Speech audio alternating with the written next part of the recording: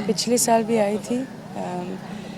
दुख की बात है लेकिन पिछले साल कम लोग दिखे थे। अच्छी बात यह है कि इस साल और ज़्यादा लोग दिखते हैं और आई प्रे कि हर साल ज़्यादा लोग दिखे because he is the film he is the face of that the recognize that recognize thing of the film industry. So इस जगह पे and me being a newcomer, I always come here to take blessings wherever I am, चाहे busy हूँ, shooting में हूँ या कुछ भी कर रही हूँ, but this is something, you know everyone should come here to take the blessings. हर साल यहाँ पे ज़्यादा से ज़्यादा लोगों को आना चाहिए because Dada Saheb Phalke is the Indian cinema का, वो बोलते हैं ना, वो जो नाम है वो पर्सनैलिटी है।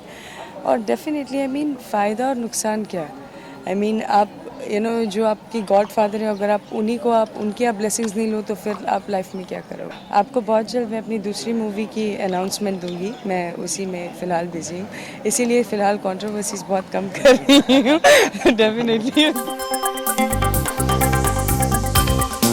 And it feels great, and I believe every second person of this industry should come. Me being a newcomer, I'm coming here almost every year. Last year I was here, even this year I'm here, and I will be here every year because this is kind of blessing that you need, to work hard more. So definitely it feels good. It feels great to be a part of this industry.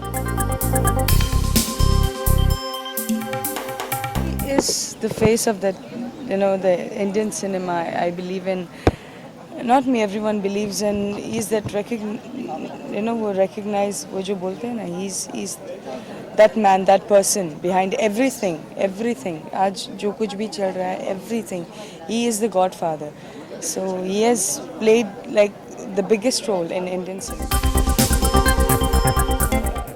Well यही चीज़ बुरा लगता है कि मैं एक new कमर होने के बावजूद भी मैं यहाँ पे आती हूँ। पिछले साल भी आई थी क्योंकि मुझे ऐसा लगता है कि यहाँ पे आना चाहिए, और मैं लोगों को यही बोलना चाहूँगी कि आप कंट्रोवर्सीज करते हो, आप कुछ भी करते हो, शूटिंग करते हो, whatever, but this is something serious that आपको एटलीस्ट 5 मिनट निकाल के आपको आना चाहिए। फ्यूचर प्रोजेक्ट्स, फ़िलहाल अपनी दूसरी मूवी की अनाउंसमेंट बहुत जल्द करने वाली हूँ, इसीलिए कंट्रोवर्सीज नहीं कर रही हूँ इसलिए बड़ी शांत हूँ। बहुत अच्छी धमाकेदार न्यूज़ के साथ आऊँगी बहुत जल्द, I think almost in a week और 10 days, तो स्टे ट्यून्ड। एफिशिएंट हमारे सब तंत्रज्ञ हो या आर्टिस्ट हो या सब टेक्नीशियंस जो भी जिस तरह से काम कर रहे हैं, अगर उनको सुदृढ़ रखे। आज हमने देखा तो लास्ट 1 साल में बहुत बार ऐसी न्यूज़ आ जाती है कि कई हमारे सिने जगत के कोई कलाकार हो, कोई डायरेक्टर हो, कोई टेक्नीशियन हो, वो हार्ट अटैक से चले गए। हमारे पढ़ने का सिखाने का कुछ यही नहीं था, तभी वो सब दादा साहब से सब टेक्निकल जो ये होता है एडिटिंग, फिर वो तभी तो ज़माने में इतना टेक्नोलॉजी इतना डेवलप नहीं था, तो फिल्म उधर से आता था, वो फिल्म हाइपो में डाल के उसका प्रोसेसिंग करना, उसको परफोरेशन करना, वो सब रात को 2-3 बजे तक वही काम चलता था। तो हम लोग गवर्नमेंट से, कोई गवर्नमेंट के आदमी हो तो हम लोग गवर्नमेंट से बहुत बार बोल चुके हैं और अभी भी बोलना चाहती हूँ कि फैमिली फ्रेंड है हर्ष गुप्ता करके, उनके थ्रू उन्होंने बोला कि अरे एकेडमी को फंड्स की काफ़ी ज़रूरत है तो आप कुछ मदद कर सकते हैं, ये उस हिसाब से यहाँ का। और हम एकेडमी अवार्ड्स जो हो रहे हैं 28 अप्रैल को, उसके भी ब्रांड स्पॉन्सर्स हैं। ऐसे फाल्के ने शुरुआत की थी बेसिकली, अगर वो नहीं होते तो आज पता नहीं फिल्म लाइन कहाँ जाती या कैसे होता। तो इस तरह से as is called father of film industry. ये मेरी बहुत बड़े सौभाग्य की बात है कि दादा फाल्के की पुण्यतिथि पे मैं आज यहाँ पे शामिल हुआ हूँ, और ये देख के मुझे बहुत अच्छा लगा कि मतलब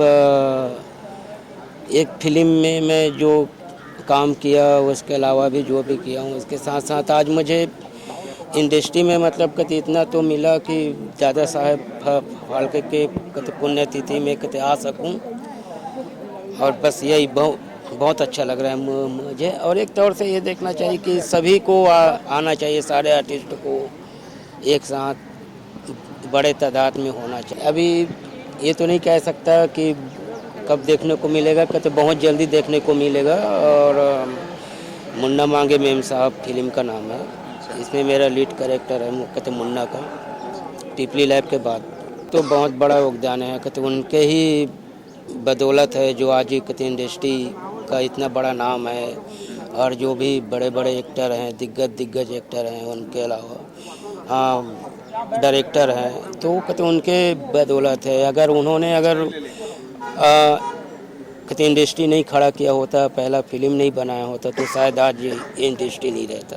बहुत अच्छा लग रहा है, इसमें कैसा लगने का कोई सवाल नहीं है। लेकिन क्या है, दुख इस बात का है कि इतनी बड़ी हस्ती जिसकी वजह से आज कुछ लोग मर्सिडीज में, BMW में घूम रहे हैं, बड़े बड़े बंगलों में रह रहे हैं, बड़े नाम करते हैं, वर्ल्ड टूर करते हैं, उन्होंने कभी याद किया है? टाइम है, अवेयरनेस नहीं है और वक्फा बहुत बीच में गुजर गया है, तो इस लोग शायद कुछ जानते भी नहीं होंगे फाल्के साहब के बारे में। लोग पड़ता है, जैसे कि हमने निकाला, सावन जी ने निकाला और कई लोगों ने निकाला।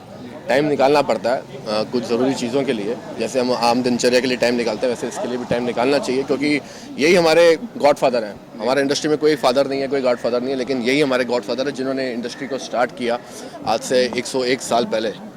आज इंडस्ट्री को 101 साल हो गए हैं और आज हम आपके सामने इसलिए खड़े हैं क्योंकि ये हमारे पीछे खड़े हैं, आप देख सकते हैं। दाता है, father of the film industry है वो नहीं होते तो ये नहीं होता जहाँ आज हम खड़े हैं बात कर रहे हैं, इतना सब कुछ होता था।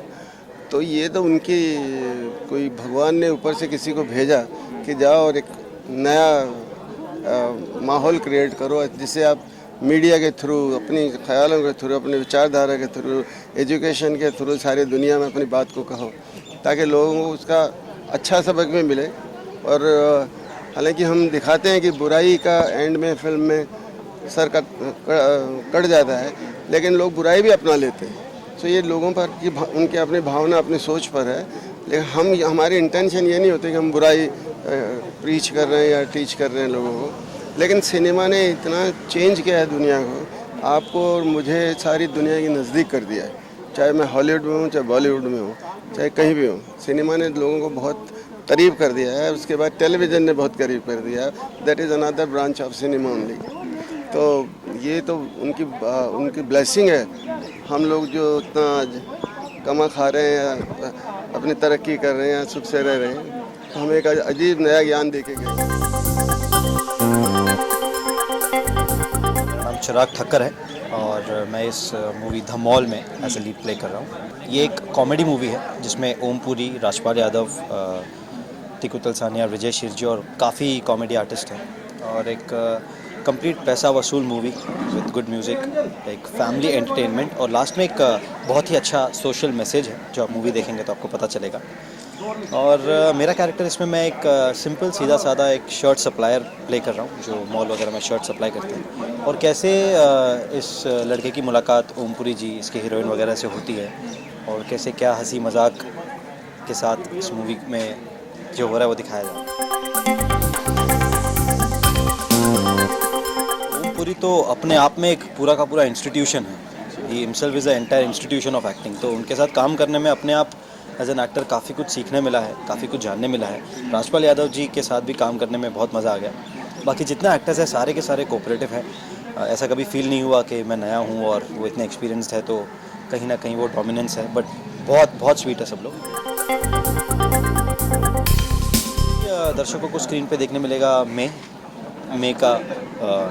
डेट्स प्रोड्यूसर्स जी वगैरह डिसाइड कर रहे हैं कि कैसे सही टाइम है रिलीज़ का, तो तब रिलीज़ होगा। पिछले 50 साल से इसी लाइन की दाल रोटी खा रहा हूँ। ये हम सब के फादर हैं। आज इन्हीं की वजह से ना जाने कितने लोग पल रहे हैं। और बड़ी शर्म की बात है, इतने महान लोग, महान एक्टरों को आना चाहिए श्रद्धांजलि के लिए।